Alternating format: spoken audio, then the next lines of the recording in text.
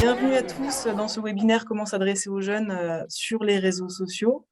Nous sommes ensemble donc, pour 1 heure et nous avons le plaisir d'accueillir Pierre-Adrien Roux, responsable communication et projet numérique d'InfoJeunes Pays de la Loire, et puis Marinette Vidal, animatrice et coordinatrice également à InfoJeunes Loire-Atlantique et Vendée. Je vais laisser la main du coup à Pierre-Adrien pour poursuivre ce webinaire.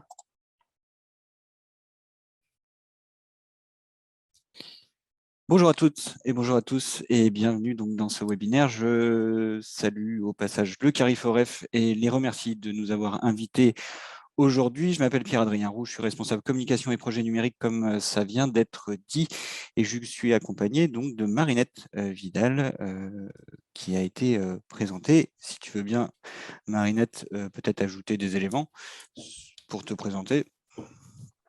Bonjour à tous, donc moi je suis animatrice du réseau InfoJeunes, donc je suis chargée d'accompagner les professionnels informateurs jeunesse et animateurs jeunesse des réseaux Loire-Atlantique et de Vendée. Et j'ai une autre casquette, je suis aussi responsable de la formation continue régionale au sein d'InfoJeunes Pays de la Loire.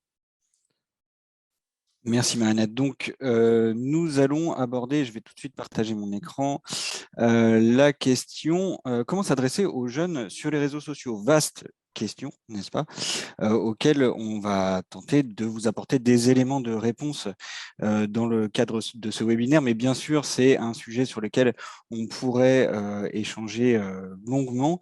Le InfoJeunes Pays de la Loire est à votre disposition en tant que structure du territoire pour être en appui aussi sur ces questions-là d'information des jeunes, de communication en direction des jeunes. Donc là, pendant 1 heure, on va avoir une approche un petit peu globale de ce sujet-là, mais bien évidemment, vous pourrez nous recontacter par la suite pour aller plus loin sur ce sujet. Très rapidement, un petit mot sur InfoJeunes Pays de la Loire, parce que ce n'est pas forcément encore très clair pour tout le monde. On s'appelait encore, il y a peu de temps, le CRIJ des Pays de la Loire, le Centre Régional Information Jeunesse. C'est bien les mêmes. On a changé de nom depuis quelques mois pour être baptisé InfoJeunes Pays de la Loire. Quelques mots rapides parce que ce n'est pas le but de cette matinée, mais sur notre action. Nous sommes une association à mission de service public, membre d'un réseau national InfoJeunes France, qui comprend 1300 structures sur le territoire national. On a, dans le cadre de cette mission de service public, pour objectif de produire de l'information, que ce soit sur des supports web ou papier, à travers des guides, des mini-guides, un site internet qui recueille aujourd'hui 80 000 visiteurs mensuels environ, une application mobile, tiltinfojeune.fr, une information autour de thématiques qui touchent à la vie quotidienne des jeunes, alors c'est l'emploi, le logement, l'orientation, la mobilité, l'engagement et plein d'autres thématiques. Il y en a une dizaine là qui sont ciblées en tout.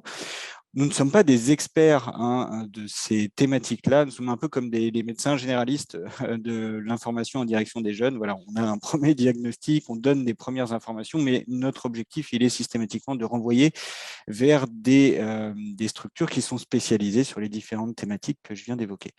Donc, une première mission de production d'informations, une deuxième mission de coordination d'un réseau régional avec une soixantaine de structures présentes sur les 5 départements des Pays de la Loire, ce qui représente un petit peu plus de 100 professionnels, des professionnels qu'on va aussi former, notamment aux questions des réseaux sociaux, sur la question des réseaux sociaux et des jeunes, des stratégies d'information des jeunes et des jeunes sur les réseaux sociaux.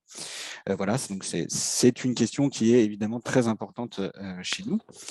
Nous avons enfin une dernière mission qui est une mission d'accueil et d'animation à Nantes, où nous allons informer les jeunes dans notre espace d'accueil ou à distance, par téléphone, mail et sur les réseaux sociaux. Évidemment, je reviendrai là-dessus à travers la démarche des promeneurs du net qui va nous intéresser en fin de matinée. Pour faire tout ça, on est présent du coup beaucoup sur les réseaux sociaux, Facebook, Instagram, Twitter, LinkedIn, YouTube, pour ne citer que les plus importants. Je reviendrai sur notre stratégie à nous, InfoJeunes Pays de la Loire, en matière de réseaux sociaux.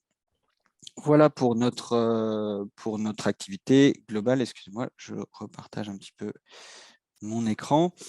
Comment nous allons procéder ensemble pendant 1 heure? Alors, comme le sujet est assez vaste, on s'est dit que nous allons privilégier les questions, parce que vous allez certainement avoir moult questions, plutôt dans le fil de discussion, dans le chat que vous avez à votre disposition dans le cadre de ce webinaire. En fonction du type des questions que vous allez nous poser, si c'est des demandes de précision ou si c'est des points qui vous semblent pas forcément très clairs, nous pourrons interrompre le live et puis y répondre directement. Ou alors, on décide que c'est une question qui mérite d'être un petit peu plus creusée et puis on fera un temps d'échange, vraiment de questions-réponses, à peu près à la moitié de cette heure que nous allons passer ensemble. Je vous propose du coup qu'on procède en 3 parties. Les jeunes et les réseaux sociaux, on va revenir un petit peu sur là où on en est en ce moment, pour faire un petit peu un focus aussi sur les quelques tendances qui sont en cours en 2022. Pour arriver à la question de comment investir ces réseaux sociaux, on va essayer de vous donner encore une fois quelques pistes de réflexion, quelques éléments clés, quelques conseils modestes de notre part sur le sujet. Mais encore une fois, on ne va pas pouvoir approfondir vraiment à fond cette thématique, bien évidemment. Donc, on va essayer d'être très concis et très pratique sur ce point-là. Et puis, nous finirons par la démarche des promeneurs du net, qui est très particulière. Et puis, nous pourrons revenir sur ce sujet des promeneurs du net dans un prochain webinaire également. On vous expliquera tout ça tout à l'heure. Donc, 1 demi-heure sur les jeunes et les réseaux sociaux, et puis comment investir les réseaux sociaux, et puis un temps d'échange suivi d'une 20aine de minutes pour la démarche des promeneurs du net. N'hésitez pas, pendant que je parle, à poser vos questions dans le chat. Marinette et Claire sont là aussi pour y répondre directement si c'est possible. Allô. Oui. Ouais. Oui, j'entendais quelqu'un. Qui a répondu à un coup de téléphone, mais c'est bon. Ah d'accord, pardon. Voilà. Donc, n'hésitez pas à poser vos questions par écrit dans le chat. Voilà. Avant de démarrer et de rentrer dans le vif du sujet, voilà, j'aimerais revenir là-dessus. Je spoil mon truc. Je veux quand même vous poser une question avant de démarrer, histoire d'avoir un petit peu votre état d'esprit par rapport à ce sujet des jeunes et des réseaux sociaux. Vous êtes, j'ai vu les structures qui étaient inscrites, vous êtes des professionnels jeunesse. Alors, je vais souvent employer ce terme un peu générique, mais qui regroupe une foule de métiers, comme vous le savez très bien, mais des professionnels qui sont en lien direct ou indirect avec les jeunes et qui ont pour objectif de communiquer en direction de ces jeunes. Je vais vous demander dans le chat de mettre en 1, 2, 3, 4 mots, voilà, pas trop long, votre état d'esprit par rapport à ce sujet-là. Comment vous vous situez en tant que professionnel sur les réseaux sociaux? Est-ce que c'est quelque chose qui vous effraie? Est-ce que c'est quelque chose, au contraire, sur lesquels vous êtes très enthousiaste, vous vous sentez très aguerri? Donnez-moi un petit peu votre niveau et votre état d'esprit dans le chat, s'il vous plaît, en quelques mots. Ça va nous permettre aussi de pouvoir avancer par la suite de ce webinaire. Donc, je me permets de regarder vos premières réponses. Oui, vous pourrez, Sandrine, disposer du diaporama, bien évidemment. Bien évidemment. Voilà, j'essaye de regarder un petit peu vos réponses. Alors, nul, personne n'est nul, ne vous inquiétez pas. Ça change très vite. Oui, il faut se tenir au courant. Effectivement, on va y revenir tout de suite. Un peu décalé par rapport aux usages des jeunes, nous dit Jonathan. Un peu dépassé, un peu perdu, débutante. Plutôt aller sur Facebook et Instagram, très peu sur WhatsApp, Snapchat et TikTok. Ça, c'est un propos de Tiffaine. Et je pense, Tiffaine, que vous êtes loin d'être la seule dans cette posture-là. Et je vais tout de suite enchaîner après sur ce point-là précisément. Pas toujours à l'aise sur les outils ciblés. Besoin de s'adapter. Insta, Facebook, OK. Mais le reste, les fameux TikTok, les fameux WhatsApp, qu'est-ce qu'on en fait en tant que professionnel jeunesse? C'est bien la question que vous devez très certainement vous poser. Et vous inquiétez pas, nous aussi, on se la pose. difficile de les engager. La question de l'engagement manuel, effectivement, est très complexe. On va y revenir aussi. Pas à l'aise. Voilà. Quels réseaux sont fréquentés? Alice, on va y revenir tout de suite. Voilà. Ne vous inquiétez pas. Merci beaucoup pour vos retours. On va aborder un petit peu tout ça. C'est pour ça qu'on a voulu faire aussi un temps, pas que sur les preneurs du net, mais vraiment sur où en sont les jeunes sur les réseaux sociaux et qu'est-ce qui fonctionne finalement en ce moment et comment on peut s'emparer de ça. Juste LinkedIn et Twitter, mais c'est jeune. Ok, on y va. Alors, on le constate. C'est une question qui est très importante. La question des réseaux sociaux et comment, en tant que professionnel jeunesse, on peut investir ça. Alors, déjà, premier constat, nous pouvons constater que la question a évolué. Il y a encore quelques années, on se posait en tant que professionnel jeunesse encore la question de savoir est-ce qu'on va sur les réseaux sociaux. Ça, on a dépassé ça parce qu'on a compris deux choses. On a compris tout d'abord qu'il s'agissait du premier canal d'information des jeunes aujourd'hui sans aucun doute. Quelle que soit la source d'information, que ce soit un média d'information, que ce soit de pair à pair, que ce soit une structure, une association ou des sources d'information beaucoup moins fiables, le canal pour y accéder, privilégié par les jeunes aujourd'hui, ça va être des réseaux sociaux. Donc ça, c'est le premier constat. Et du coup, en tant que professionnel de jeunesse, on a à peu près tous saisi cette importance-là. Mais au-delà de ça, au-delà d'être un canal d'information, les réseaux sociaux, au même titre que la famille, l'école, le travail, les loisirs, sont devenus un espace de sociabilisation.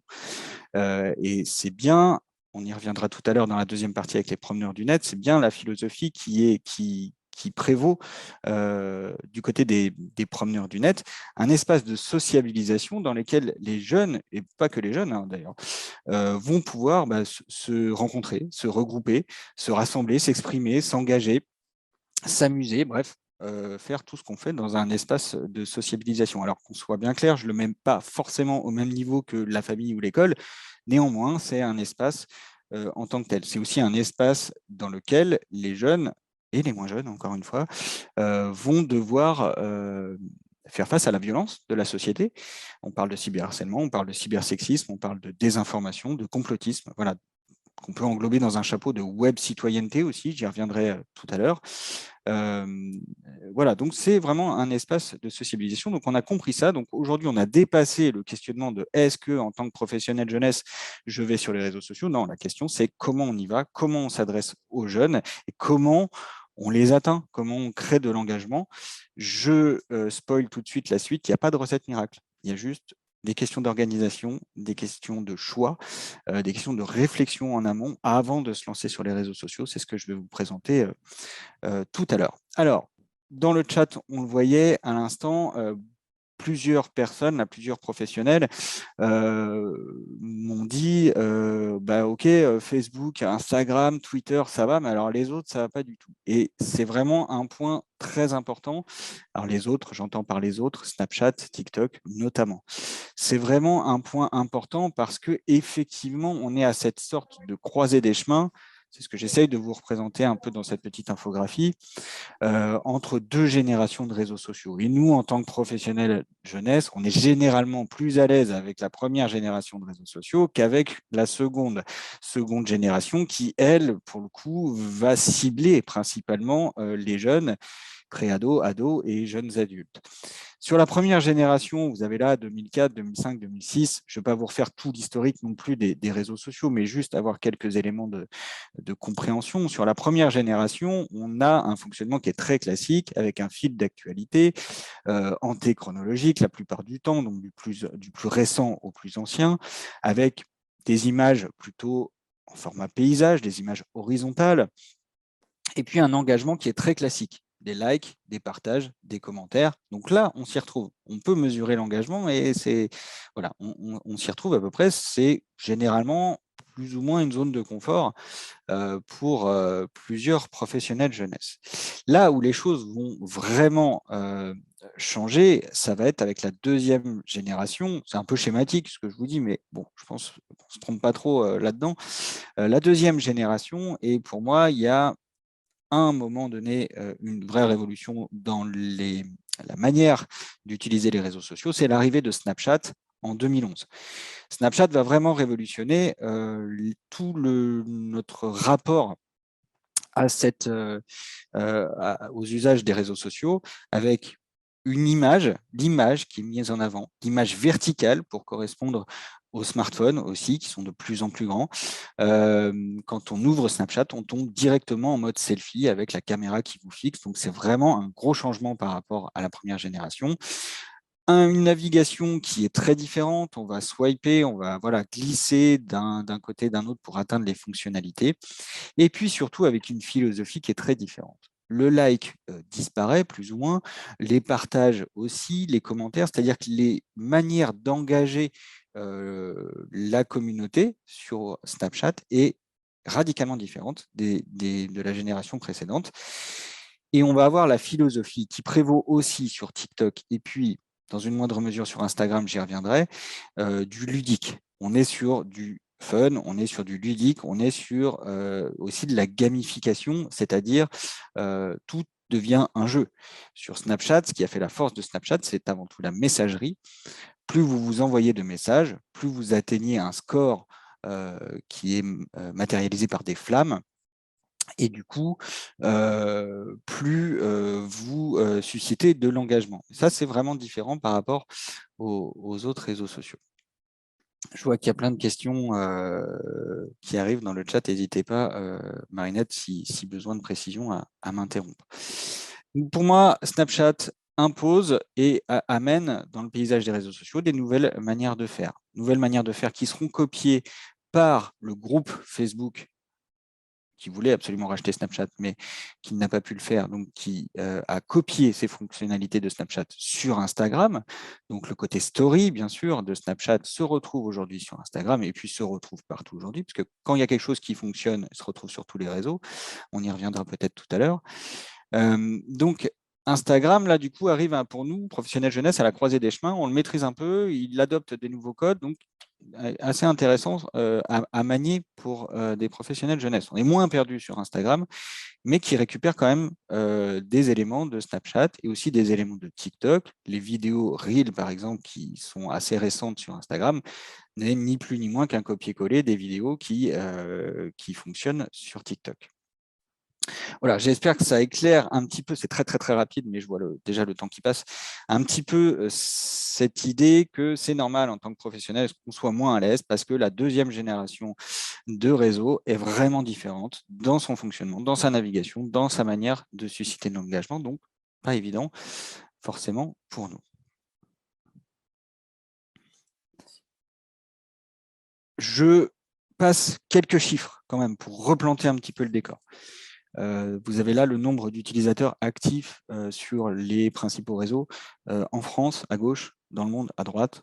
Bon, je ne vais pas détailler les différences entre les deux, mais vous voyez que malgré tout, malgré ce changement de génération et des jeunes qui sont plus intéressés par la deuxième génération de réseaux sociaux, Facebook, WhatsApp, Instagram, donc le même groupe, le groupe de Mark Zuckerberg, reste au premier plan. On a quand même 40 millions de comptes actifs Facebook en France, 2,9 milliards de comptes dans le monde pour Facebook. Il ne faut pas enterrer Facebook trop rapidement. Ça, c'est aussi un point qu'on verra tout à l'heure, sur quel réseau aller.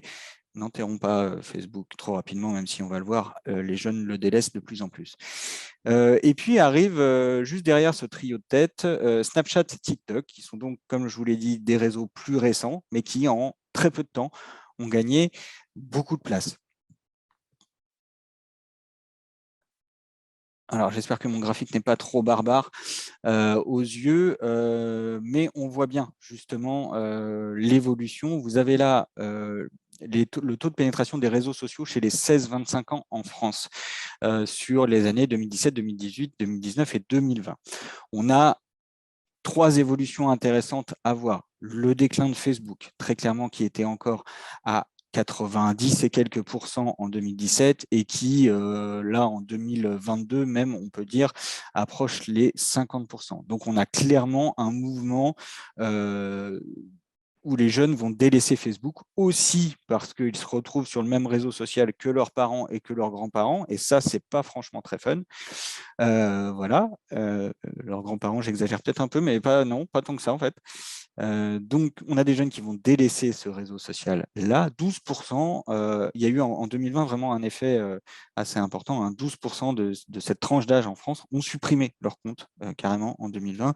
64% des 16-18 ans ne l'utilisent pas, n'ont pas de compte du tout. L'autre élément, deuxième élément qui est important dans cette évolution concernant les 16-25 ans, ça va être bien sûr le duo tête Snapchat Instagram, qui est donc en concurrence sans cesse pour les questions que j'ai évoquées juste avant, avec des fonctionnalités similaires et finalement un peu une uniformisation des usages. Instagram a tendance à prendre un peu le lead sur cette tranche d'âge. Aussi parce que c'est un aspirateur à fonctionnalité. Mark Zuckerberg fait d'Instagram, dès qu'il y a quelque chose qui fonctionne, comme je vous l'ai dit tout à l'heure, c'est le cas avec TikTok, c'est le cas avec Snapchat, dès qu'il y a quelque chose qui fonctionne sur un réseau social, il va le copier sans vergogne sur Instagram. Donc forcément, à force, Instagram commence, sur cette tranche d'âge en tout cas, à prendre une importance particulière. Et puis la troisième évolution qu'on constate, alors on n'avait pas forcément les données pour les années précédentes, et surtout c'est un réseau très très récent, c'est TikTok. Vous le voyez, un essor fulgurant de TikTok, et puis si je fais une projection de 2022, et ça nous amène à peu près en l'espace de 3-4 ans au même niveau que Facebook. Voilà, on connaît notamment depuis le confinement, un essor, depuis le confinement, depuis le début de la pandémie Covid-19, un essor fulgurant de TikTok, qui, je le rappelle, est un réseau social basé sur des vidéos, on le verra tout à l'heure, des vidéos ludiques, où on va remixer des sons, remixer des extraits de films, des extraits de séries, des plages sonores. Alors, on a l'image de TikTok où on danse forcément. Alors, c'est vrai que c'est une grande partie de TikTok, mais pas que. Mais on va faire appel aussi à la créativité dans le montage vidéo des jeunes. On verra quelques exemples juste après. Donc voilà, sur les 16-25 ans, un déclin de Facebook, un duo de tête avec Instagram et Snapchat, et puis TikTok qui arrive en force depuis quelques années. C'est encore plus fort si on regarde les 12 ans. Alors ça, c'est des stats de chez 12 ans, des jeunes de 12 ans. Vous savez qu'on n'a pas le droit de créer légalement un compte quand on a moins de 13 ans. Ça n'empêche pas les jeunes de 12 ans d'avoir des comptes. Voilà. Le corollaire, c'est que 87% des enfants de 12 ans possèdent aujourd'hui un smartphone. Donc, c'est pas très compliqué, smartphone, Internet, Wi-Fi, création de compte. Voilà, c'est aussi simple que ça. Donc oui, les jeunes de 11-12 ans ont des comptes sur les réseaux sociaux, sans grande surprise, puisqu'ils sont équipés pour les avoir. Alors, les stats précédentes que je vous montrais avaient évacué un petit peu rapidement YouTube, mais évidemment que YouTube est aujourd'hui la télé des jeunes et pas que des jeunes. Mais je vais plutôt m'intéresser aux 3 qui suivent. Vous voyez que le trio de tête, là, pour le coup, change par rapport aux âges vus précédemment. On a Snapchat qui est à plus de 50% chez les enfants de 12 ans. Instagram arrive derrière, TikTok. Donc, on a vraiment des réseaux qui sont axés quand même sur une approche fun, une approche avant tout ludique, qui correspond bien évidemment à l'âge en question. On pourrait développer, mais le temps ne nous le permet pas aussi, certains éléments qu'on voit après, comme Twitch, par exemple, la plateforme de streaming vidéo qui explose littéralement depuis la crise de la pandémie, mais aussi avec des séquences comme par exemple les élections présidentielles, où énormément de gens, et de jeunes notamment, sur Twitch, plutôt qu'à la télé, pour suivre les débats, pour suivre les analyses politiques. Ne croyez pas que les jeunes se désintéressent de la politique sur les réseaux sociaux. Allez voir sur Twitch et vous verrez qu'il y a d'excellentes choses qui se font et des débats très, très enflammés. Mais je ne développerai pas plus en amont ce sujet-là.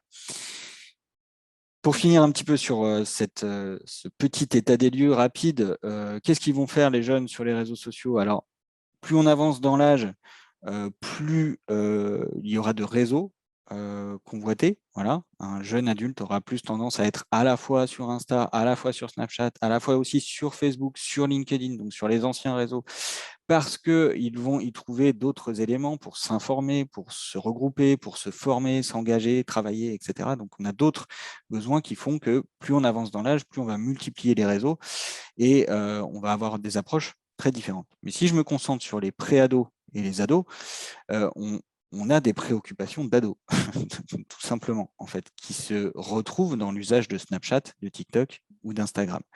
S'amuser, avant tout, c'est la première des choses. Sur Snapchat et TikTok sont avant tout des applications ludiques. S'affirmer en tant qu'adolescent, on va projeter une image de soi qui n'est pas toujours une image réelle, bien évidemment, mais pour affirmer ses goûts, ses identités, ses centres d'intérêt. Le corollaire, c'est plaire, bien sûr. Les réseaux sociaux sont un espace de séduction au sens large du terme, mais aussi un espace de drague, un espace où l'image est reine, notamment l'image du corps, avec ses dérives certaines sur l'hypersexualisation du corps des jeunes filles et des jeunes femmes. Ça, c'est un fait avéré sur des réseaux comme Snapchat et TikTok. C'est une réalité. Et puis, le dernier plan, ça va être aussi, bien sûr, d'admirer des stars, d'admirer des personnalités et des stars que pas forcément ni vous ni moi ne connaissons. Des stars qui vont naître aussi sur ces réseaux-là, qui vont naître, alors certains diront avec du vent, d'autres diront qu'après tout, pourquoi pas, qui vont naître sur TikTok. Ces stars TikTokers, TikTokeuses vont bouleverser complètement les codes médiatiques du moment. Et alors, je vous ai mis l'exemple de Jean-Luc Mélenchon qui s'inspire de Weshden dans ses vidéos parce que c'est un exemple qui est assez mémorable. Vous irez taper sur Google Mélenchon Weshden, vous verrez de quoi je parle.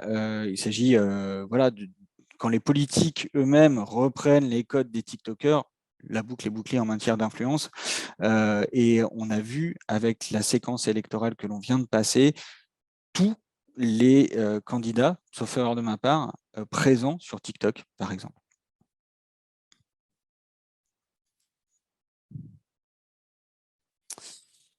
Je résume donc ce panorama. On a des jeunes qui sont en polyamour, si vous me permettez cette expression, avec plusieurs réseaux, des usages qui évoluent avec l'âge et qui correspondent à des besoins de sociabilisation très précis selon les âges. On n'a pas les mêmes besoins à 13 ans qu'à 15, qu'à 18, qu'à 25, évidemment.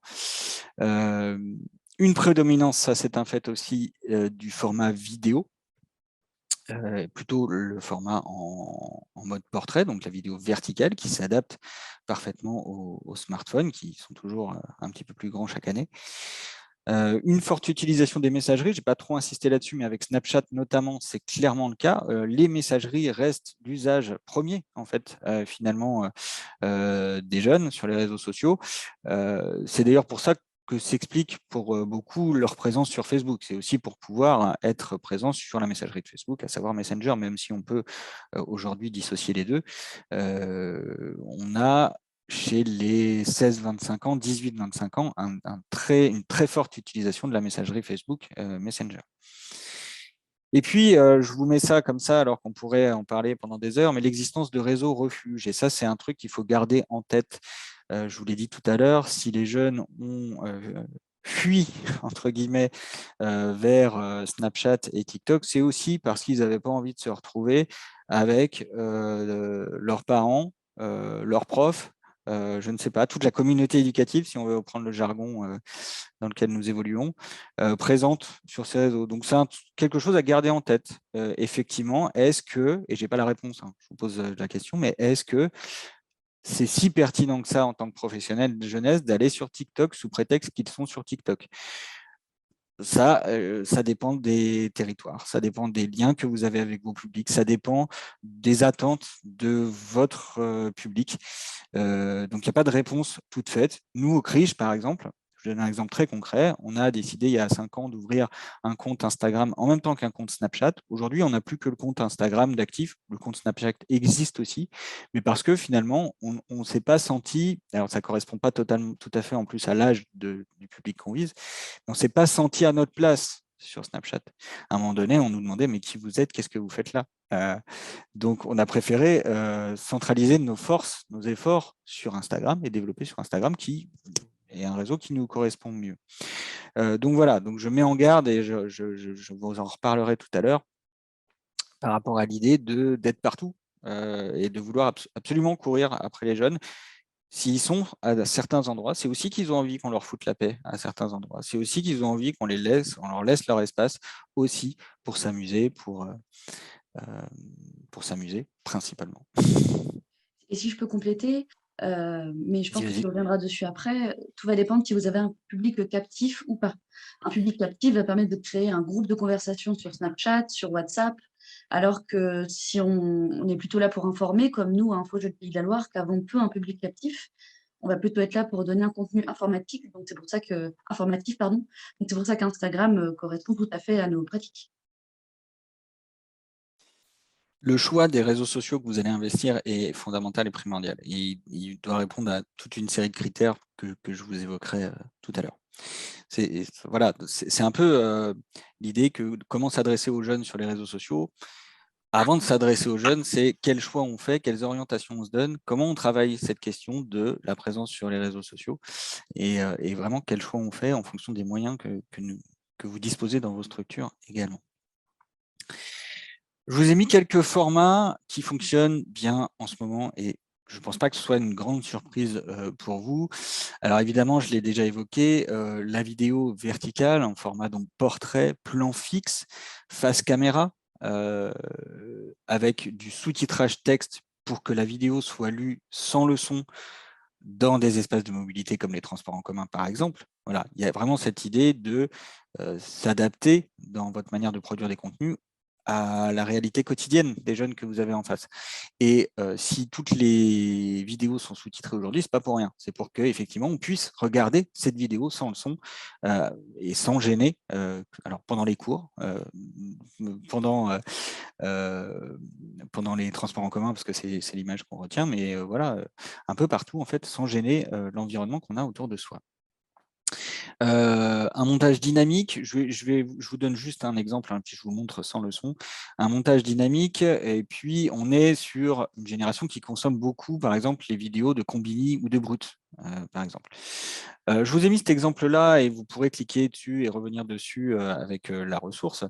Alors, c'est un humoriste nantais que peut-être certains connaissent. Peu importe le fond, en fait, moi, c'est pas du tout la question, on aime ou pas, c'est pas la question, mais c'est un bon condensé technique de ce qui fonctionne, avec des cuts, c'est-à-dire des découpages très courts. Vous voyez qu'il y a beaucoup de plans en fait qui sont coupés, un texte qui est très lisible, très visible, une caméra qui ne bouge pas et quelqu'un qui va s'adresser directement au public. On est sur le format, un peu le prototype, j'ai envie de dire, de ce qui fonctionne actuellement sur les réseaux en matière de vidéo. Deuxième exemple, on va être plutôt sur, alors c'est toujours, pardon, excusez-moi, hop, toujours sur la question de la vidéo. Il y a des vidéos beaucoup plus courtes, un format très court de 15 secondes ou 20 secondes. C'est les vidéos TikTok, c'est les Reels sur Instagram, c'est les Shorts aussi sur YouTube. Donc voilà, un format vidéo qu'on retrouve un peu partout où on peut scroller, hein, c'est-à-dire faire défiler les vidéos sans fin, absolument sans fin, puisque nos données étant hébergées sur des serveurs qui fonctionnent 24 heures sur 24, on peut consommer ces vidéos sans mesure, on va dire ça comme ça. Donc, des vidéos très courtes qui fait appel à la créativité en termes de montage vidéo, à la mise en scène, à l'humour, évidemment. Alors, on n'a pas tous le même humour, bien sûr. Et puis, avec cette culture du remix. Ce qu'il faut savoir avec TikTok, par exemple, c'est que c'était une application qui s'appelait Musical.ly avant et qui était basée sur l'utilisation de bandes-son, l'utilisation de contenu audio déjà existant. Et puis, on va tous s'approprier le même contenu pour improviser, faire des choses différentes. Je vous montre un seul exemple très récent. Voilà le type de vidéo. Alors, je vais J'interdis que la éviter potion te bonne et on en a cherché une avec ton père, on en a trouvé une à Chambon-la-Forêt. Ça, j'en ai. Voilà. Voilà le type de vidéo qu'on peut consommer sur TikTok avec une jeune qui se met en scène, qui fait tous les rôles. Hein. Là, elle incarne une discussion entre sa mère et elle-même dans une voiture.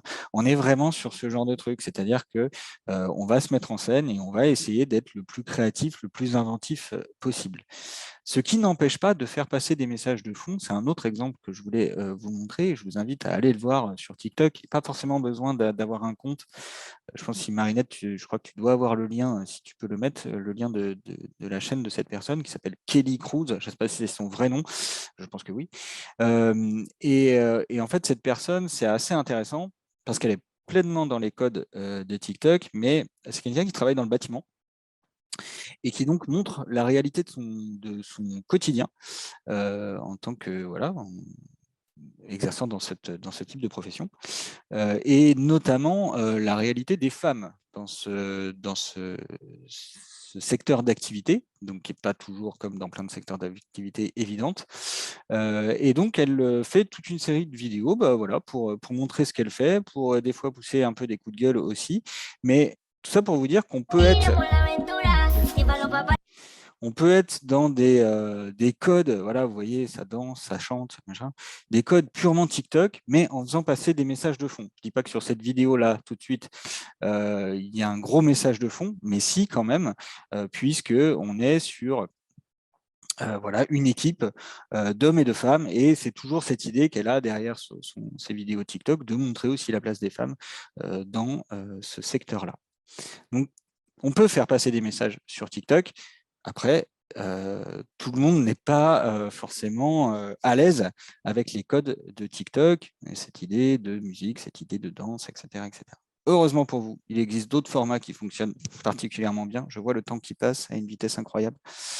Les carousels, par exemple, sur Instagram ou sur LinkedIn fonctionnent plutôt bien. C'est cette idée de, je dois en avoir un sous la main, cette idée de séquencer une même information. Donc, c'est plutôt un format didactique. Carousel est une succession d'images qu'on va faire défiler. Je vais essayer d'en trouver un rapidement sur notre compte Instagram. Voilà, par exemple, celui-ci qui fait un zoom, un focus sur le dispositif Plan de Job à Nantes.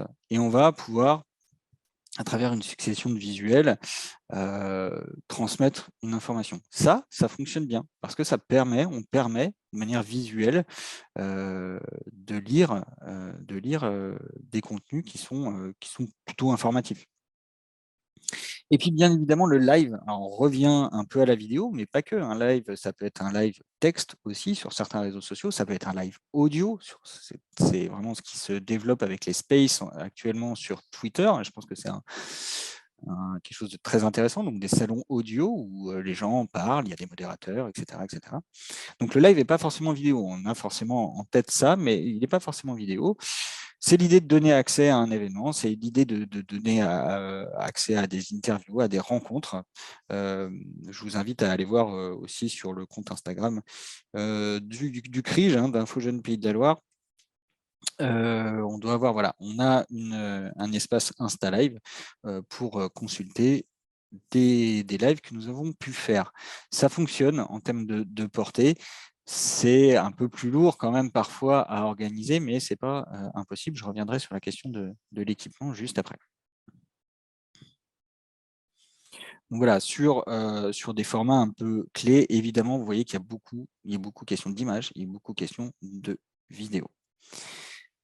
Je vais accélérer un petit peu parce que l'idée, c'est pas de faire un cours de com ce matin et puis on doit parler aussi des promeneurs du net. Mais avant d'investir les réseaux sociaux, en fait, il faut réfléchir à une stratégie réseaux sociaux, une stratégie communication.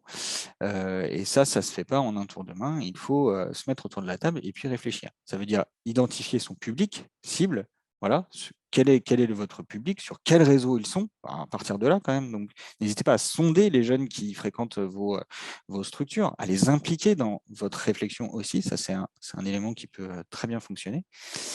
En fonction de votre cible, en fonction des moyens techniques, en fonction des moyens humains, en fonction de votre posture aussi, par exemple sur votre capacité à se mettre en scène, vous allez donc choisir un ou plusieurs réseaux sociaux. Une fois que vous avez fait ce choix, l'idée, c'est de déterminer une ligne éditoriale. De quoi je parle? Quel est le type de contenu? Avec quelle régularité? Sur quel ton? Je reviendrai sur la question du ton juste après.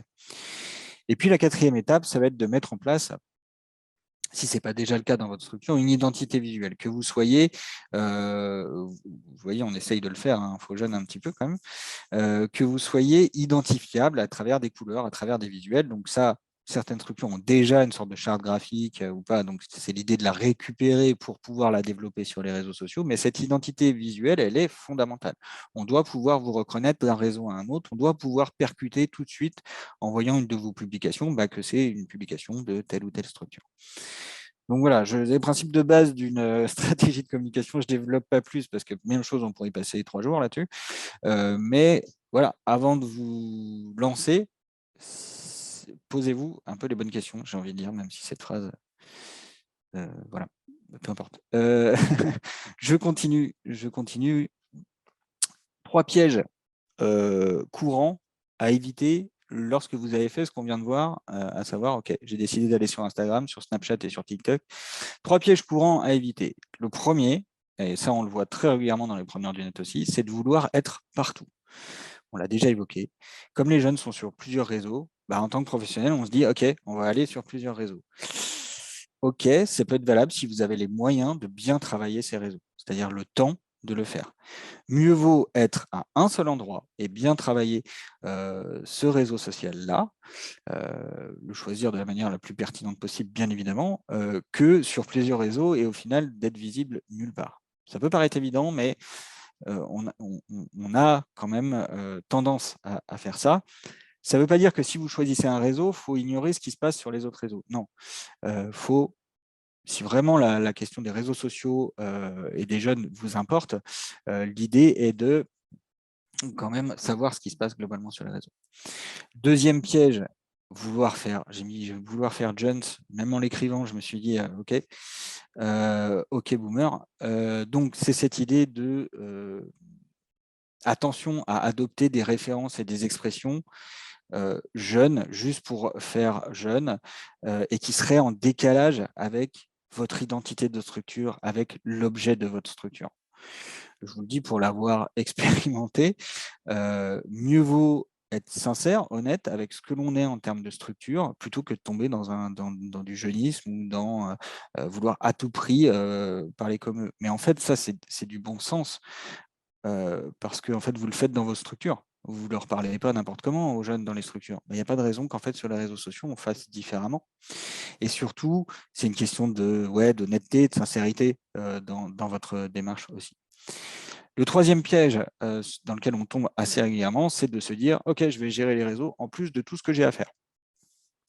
Ça ne fonctionnera pas. Investir les réseaux sociaux peut être extrêmement chronophage, extrêmement impactant. Et donc, si vous n'y consacrez pas du temps, si vous ne pensez pas à une organisation collective aussi au sein de vos structures adéquates, les contenus seront vite faits, médiocres ou pas forcément bien ciblés, donc contre-productifs pour votre image. C'est pas rien d'aller sur les réseaux sociaux. C'est vraiment pas rien en termes de structure.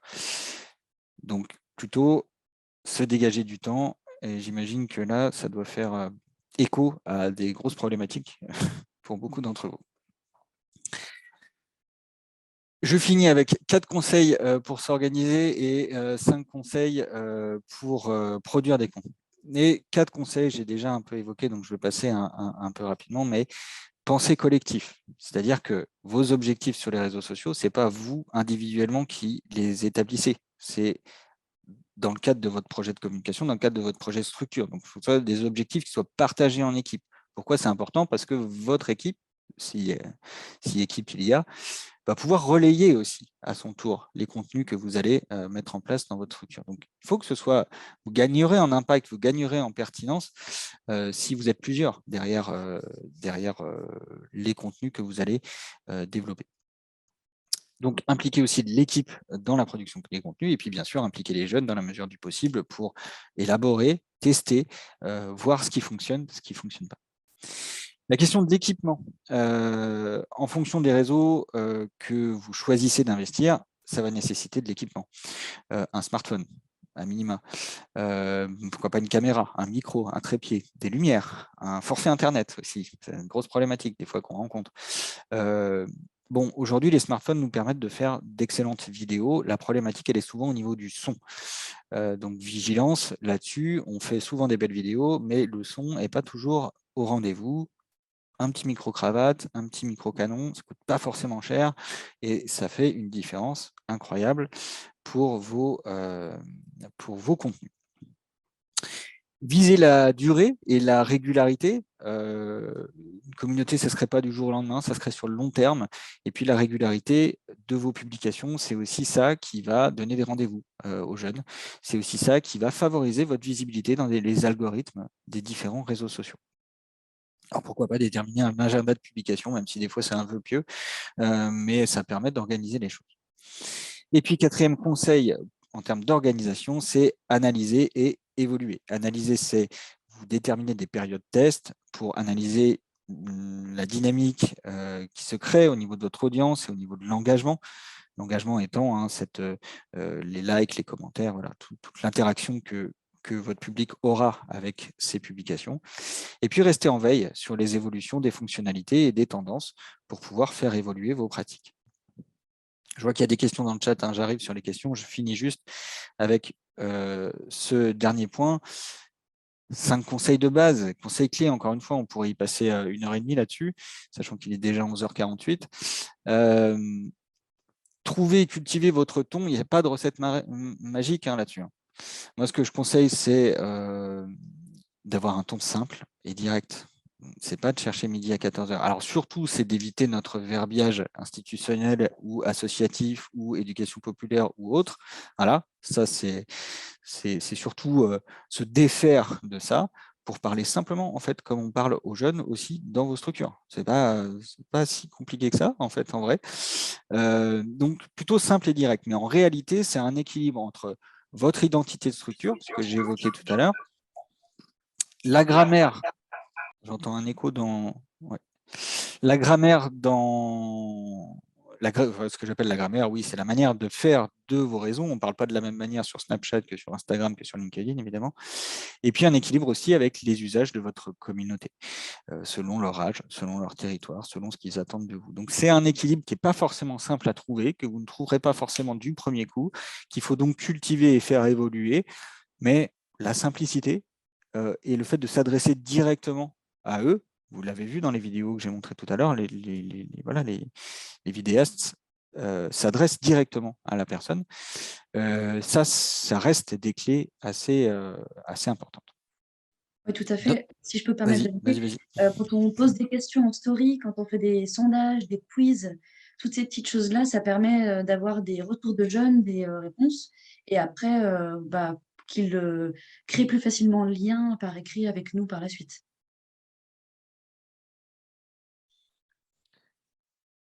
D'autres petits conseils, personnifiez votre communication, c'est-à-dire donner un ou plusieurs visages à votre structure. Ça, c'est pas forcément le plus simple à faire, c'est d'où l'idée d'impliquer aussi l'équipe, mais une information fonctionnera 10 fois plus si elle est incarnée par quelqu'un. Alors, si ce quelqu'un peut être aussi jeune, on gagne des points, parce que c'est de pair à pair, entre guillemets. Mais en tout cas, c'est de l'incarner. C'est mieux vaut prendre la caméra, se filmer ou filmer un collègue, si vous n'êtes pas à l'aise avec ça, pour donner une information que faire un visuel avec un bout de texte qui donne l'information. Avoir un visage, c'est extrêmement important dans le cadre de votre communication sur les réseaux sociaux. Et c'est aussi, par la même occasion, donner à voir votre réalité de travail, les coulisses. Ça fonctionne. Il ne faut pas être que dans du truc descendant. Il faut aussi faire des pas de côté. C'est-à-dire qu'on ne va pas toujours communiquer pour informer sur un rendez-vous, sur un événement. On peut aussi communiquer de manière plus légère sur un collègue je sais pas, qui est en train de faire quelque chose dans votre structure, sur, je ne sais pas, vous avez, comme on a eu au CRIJ la semaine dernière, une formation babysitting, vous montrez un peu les préparatifs, montrer les coulisses, montrer la réalité de travail, c'est aussi redescendre un petit peu du piédestal et se mettre à niveau aussi. On n'attend pas que des informations sérieuses tout le temps sur les réseaux sociaux. Vous l'avez vu, les jeunes surtout attendent du fun. Alors, je ne dis pas tomber dans le fun à tout prix, je dis juste faire des pas de côté aussi sur votre intention en matière de communication. 3 derniers petits conseils, varier les contenus. Alors, ça veut dire, si vous avez plusieurs réseaux, différencier les contenus d'un réseau à un autre, ça c'est très important. Et aussi, utiliser dans les réseaux l'ensemble des fonctionnalités. Si vous êtes sur Instagram, publier à la fois dans le flux de publication, à la fois en story, à la fois en reel, sur les différents formats qui vous sont proposés. Ça, tout simplement parce que ça va être bénéfique en termes d'algorithme, en termes de visibilité de vos contenus. Publier au bon moment, je crois que Marinette, tu dois avoir une ressource à transmettre aussi là-dessus dans le chat. Oui, il y a des horaires clés, évidemment. On conseille certaines horaires selon certains réseaux. Voilà, je peux vous montrer rapidement les éléments qu'on va pouvoir vous transmettre. Voilà, sur Facebook, par exemple, on sait qu'en général, les communautés sont plutôt présentes alors, en tout début de semaine ou plutôt en fin de semaine à des horaires 9h, 15h, 18h. C'est très, très schématique. Je vais tout de suite prendre des pincettes avec ça. Mais vous voyez que selon les réseaux, on a des horaires qui peuvent être différentes. Par exemple, si je prends voilà, Snapchat, tous les jours de la semaine entre 22h et 1h, voilà, c'est là que ça se joue. TikTok, tous les jours de la semaine à partir de 17h. Voilà, on sait qu'il y a des audiences, on ne va pas parler de Twitch tout de suite, on sait qu'il y a des audiences qui sont plus ou moins présentes à certaines horaires. Ceci étant, je vous mets en garde aussi là-dessus. Il faut être juste aussi dans une logique de bon sens. Vous avez des publics, ils ont des obligations. L'idée, c'est de tomber, c'est de publier hors ces obligations. Si vous êtes avec des ados, évitez de leur envoyer un message à 15h le lundi après-midi où vous avez de grandes chances quand même qu'ils soient en cours. Donc, visez les moments de pause, visez les soirées, visez les week-ends. Voilà. Après, ça diffère selon les différents réseaux, mais c'est aussi du bon sens sur le moment publié. Alors aujourd'hui, il y a pas mal d'outils pour programmer des publications. Ce n'est pas forcément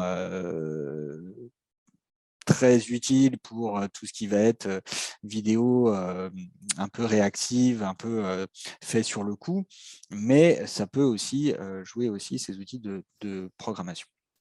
Et le dernier conseil que je ne saurais que vous conseiller, c'est le principe du conseil, à 11h54, c'est d'être réactif le plus possible, à la fois à l'actualité, rebondir sur l'actualité, ce qu'on appelle le newsjacking, à la fois aux besoins de votre communauté, aux nouvelles tendances et bien sûr aux formes d'engagement. Donc les commentaires, les messages, les partages doivent être par la suite choyés. Vous pouvez répondre à des commentaires, vous devez répondre à des commentaires et être le plus réactif possible vous apportera pas mal d'éléments et d'engagement aussi. Voilà. Donc il faut en gros penser communauté et prendre soin de votre communauté, connaître ses besoins, connaître ses attentes et du coup pouvoir répondre à ces attentes. Ce qui est bien, c'est qu'on a bien débordé en termes de timing. Voilà, je regarde Claire qui est présente. Est-ce que vous avez des questions qui sont arrivées dans le chat? Et est-ce que vous avez des questions sur tout ce que je viens de dire? C'était très descendant et très synthétique, mais encore une fois, vous pouvez vous rapprocher du CRIJ pour qu'on aille plus loin dans vos réflexions si vous le souhaitez. Il y a déjà des gens qui nous ont quittés, mais qui étaient gentils quand même. Le contenu sur Snap et TikTok reprend souvent leurs articles en ligne. Ce sont des conversations, donc semble-t-il. C'est plutôt des réactions que des questions. Ok. Est-ce qu'on se donne, Claire, un petit temps pour les promeneurs du net?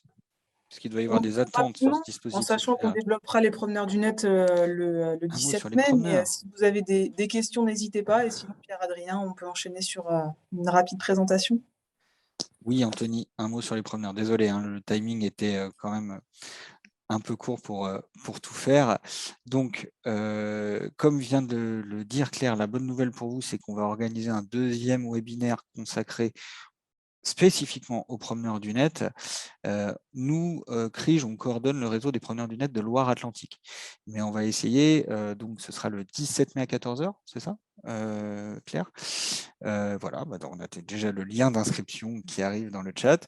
De ne pas être tout seul et d'avoir aussi nos copains de, je pense, de Mayenne, ou d'autres départements du Maine-et-Loire aussi, je pense. Donc voilà, pour avoir une approche un peu régionale, parce que c'est vrai que c'est assez particulier cette histoire des promeneurs du net. Alors, je vais repartager rapidement mon écran pour vous expliquer un petit peu la philosophie des promeneurs du net.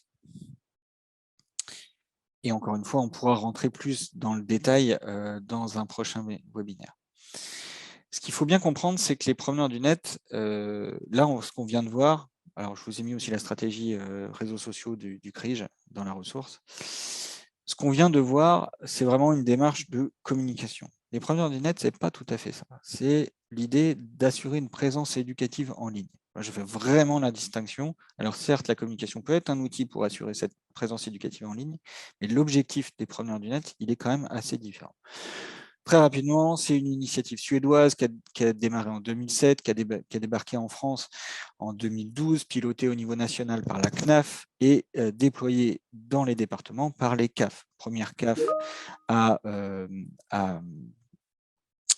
mettre en place ce dispositif, c'est la Manche en 2012. Je vous passe un petit peu l'historique. C'est arrivé en Loire-Atlantique en 2018 et chaque comité de pilotage dans les départements va choisir un opérateur technique. Nous, InfoJeunes Pays de la Loire, nous sommes en Loire-Atlantique, mais par exemple, le coordinateur en Vendée, c'est la MDA. En Maine-et-Loire et en Sarthe, ce sont les Francas. Et en Mayenne, c'est l'association Inalta. Donc, on a différents acteurs qui vont s'emparer et coordonner ces dispositifs. Du coup, ça donnera des couleurs un peu différentes. Chaque réseau, c'est ce qu'on pourra voir la prochaine fois. En 2022, nous avons 84 promeneurs du net actifs sur le département de Loire-Atlantique. Alors, un promeneur du net ou une promeneuse du net, c'est quoi? C'est un professionnel jeunesse, donc un professionnel des métiers de la jeunesse, animateur, éducateur, médiateur, informateur jeunesse, ou autre, qui va assurer une présence éducative en ligne. Alors, c'est-à-dire principalement sur les réseaux sociaux, mais ça peut être sur d'autres espaces aussi, d'autres plateformes, des forums, des jeux vidéo en ligne. On a des PDN, les promeneurs du net, qui sont focus sur les jeux vidéo, par exemple. Mais aussi des plateformes comme Twitch, comme Discord. Donc, on peut avoir une vision plus large de la présence éducative en ligne que celle des réseaux sociaux. Mais effectivement, 90% des promeneurs du net sont présents sur au moins un réseau social. L'idée, c'est que le professionnel, en étant labellisé promeneur du net, il va pouvoir dégager un temps dans son emploi du temps pour faire exactement ses missions d'animateur, d'éducateur, de médiateur, etc., mais en ligne, sur les réseaux sociaux. C'est très important de comprendre que devenir promeneur du net, ça ne nous donne pas des missions supplémentaires. Ce sont bien les mêmes missions d'animateur, d'éducateur, etc., mais sur un territoire différent, dans ce qu'on appelle, dans les PDN, la rue numérique. Espace de sociabilisation, ce que je vous ai dit tout à l'heure, espace de sociabilisation qu'est Internet. Donc, du coup, en tant que professionnel de jeunesse, on est présent dans la rue numérique. L'idée aussi des promeneurs du net, c'est pas de courir après les jeunes sur tous les réseaux, mais c'est de recréer une sorte de bureau dématérialisé, de bureau à distance, d'être présent sur un, deux réseaux et de se rendre visible et de se rendre accessible aux jeunes, puisque les objectifs, c'est quand même de répondre aux jeunes, de les accompagner, donc de travailler vraiment avec la messagerie des réseaux sociaux, et puis, bien sûr, de proposer une rencontre, de ramener IRL, comme on dirait, donc dans la vraie vie, vers les structures en question. C'est quand même un peu le but du jeu, ou de participer à des projets qui sont développés sur le territoire. Mais on a des professionnels qui ont des missions différentes, des publics différents, des territoires différents et qui vont être présents sur les réseaux sociaux, mais qui ne vont pas avoir de nouvelles missions. Ils font exactement leur travail, mais sur un territoire différent. Ça, c'est vraiment le cœur de la philosophie des promeneurs du net. Et je finirai sur les promeneurs du net. Alors, je vous ai mis quelques témoignages vidéo dans la ressource, vous les aurez. Témoignages essentiellement sur Nantes Métropole, mais qui sont pertinents. Je ne vais pas les développer là. Au-delà de faire le même métier dans la rue numérique, c'est pas que ça. On est sur une logique d'aller vers, comme on va dans l'espace public, on va dans la rue numérique. Mais effectivement, cette rue numérique, elle est quand même particulière. Donc oui, c'est pour informer les jeunes, oui, c'est pour échanger avec eux via les messageries, mais c'est aussi indirectement ou directement travailler leur web citoyenneté. C'est ça qu'on abordera le 17 mai à 14 h dans le webinaire du Carrefour-F. Travailler leur web citoyenneté, c'est aussi lutter contre les cyberviolences, cyberharcèlement, cybersexisme et autres, et contre la radicalisation, mais je vais venir, la désinformation, les théories du complot, les fake news. Et en cela, les promeneurs du net sont formés à cette idée de web citoyenneté pour agir dans cette rue numérique, comme on agirait dans l'espace public ou dans nos structures pour favoriser la citoyenneté des jeunes. Là, c'est l'idée de favoriser la web citoyenneté, donc de lutter contre les dérives qu'on peut y trouver. J'évoquais la radicalisation, mais c'est aussi un champ. Encore une fois, les preneurs du net ne s'inventent pas des nouvelles missions, mais sont formés pour être en capacité de réagir, d'alerter, de faire remonter des informations aussi si nécessaire et d'interpeller les jeunes sur toutes ces questions-là. Je ne sais pas, Anthony, si ça répond à vos attentes. Ces quelques mots, je ne sais pas si vous êtes encore là d'ailleurs. Ces quelques mots sur les promeneurs du net. C'était très, très rapide. Je vous remercie en tout cas, moi, de m'avoir écouté. Si vous avez des questions sur les preneurs du net, si vous avez des questions sur les jeunes et les réseaux sociaux, n'hésitez pas. Je peux rester un petit peu si vous le souhaitez. N'hésitez pas, on a encore quelques minutes si vous souhaitez poser une ou deux questions.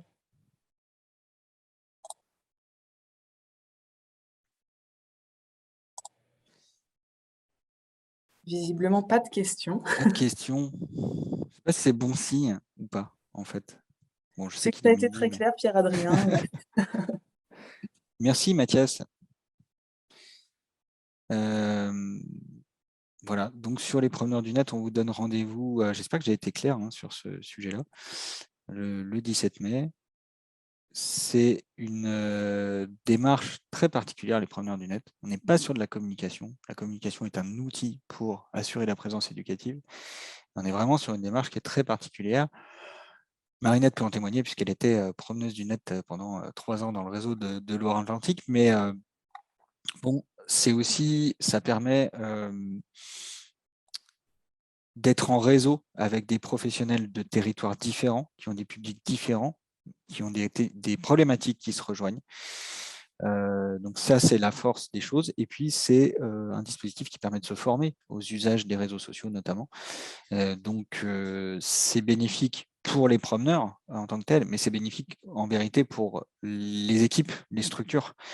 Et ça, on le voit au bout de 3-4 ans, l'impact que ça peut avoir dans les structures et dans notamment les périodes qu'on a vécues malheureusement de confinement, où les promeneurs du net se sont retrouvés un petit peu en première ligne quand il a fallu faire des visios, quand il a fallu créer des lives, etc. etc.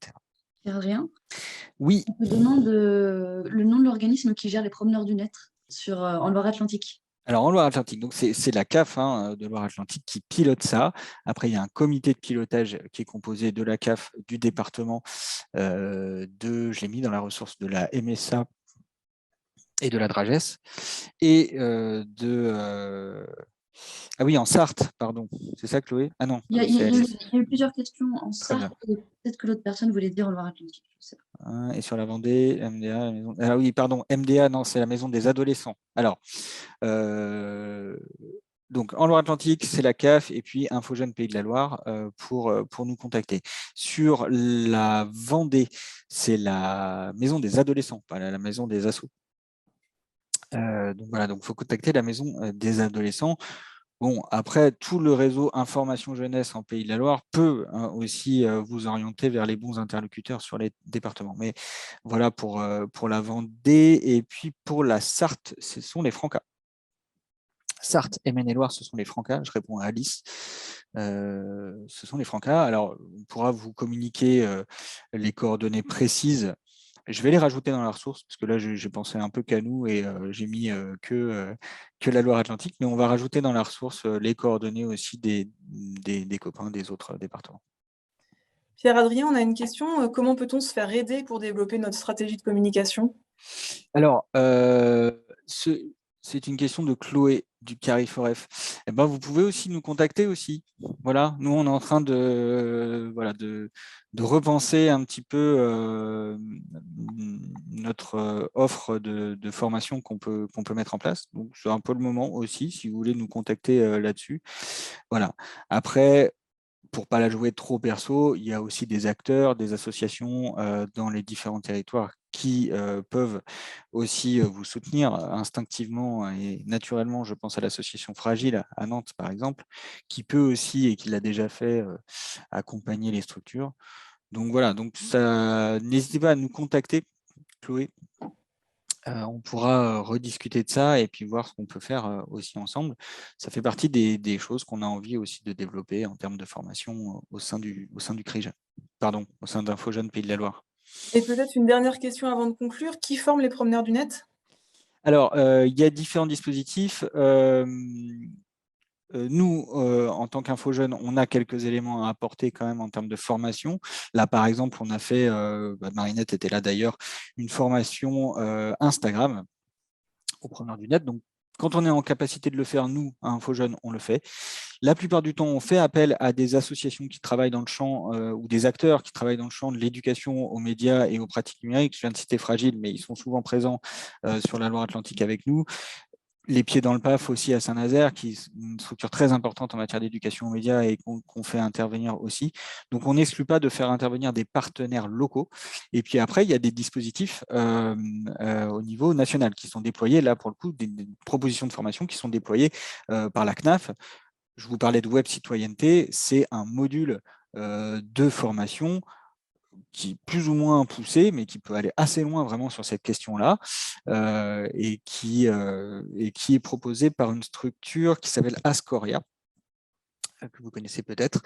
Mais voilà, ça reste un module, alors sous la forme de MOOC en général, donc de formation en ligne à travers des plateformes dédiées, qui est proposé par la CNAF en lien avec des organismes comme Ascoria, et puis bien sûr le Clémy aussi, qui est très impliqué dans cette dynamique-là aux côtés de la CNAF. On a une question de Manuel qui demande si n'avez-vous pas l'impression d'être toujours plus ou moins à côté des intérêts des jeunes qui recherchent plutôt à s'amuser, à plaire?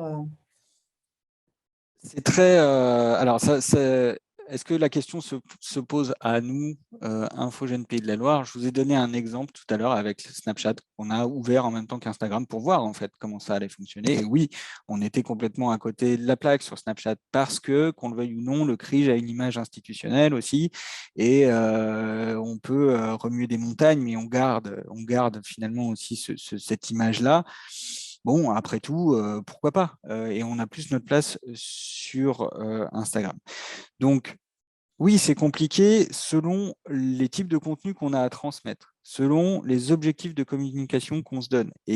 Et oui, quand on a de l'information, je sais pas dans quoi travaille la personne qui a posé la question, mais quand on est un CRIJ ou quand on est une mission locale, bah ouais, forcément, on a des informations qui sont pas forcément super fun.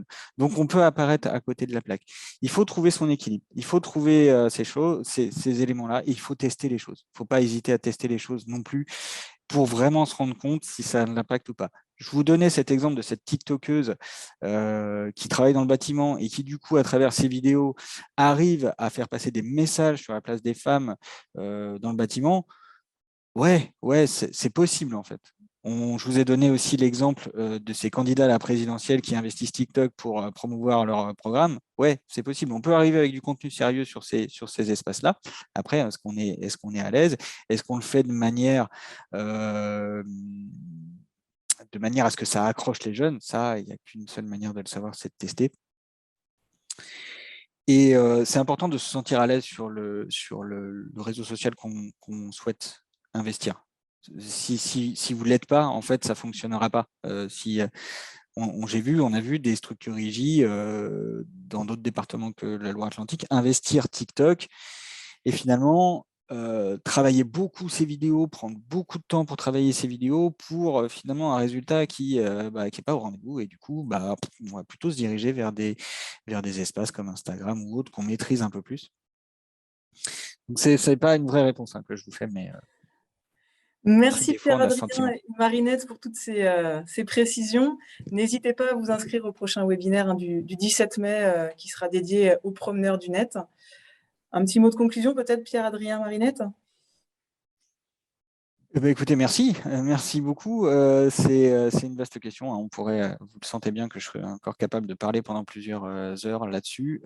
Donc, n'hésitez pas à nous contacter là-dessus. Et puis, soyez créatifs et surtout réfléchissez avant d'y aller. Voilà, en équipe. Très important. Merci à tous. Merci beaucoup en tout cas de votre présence. Merci.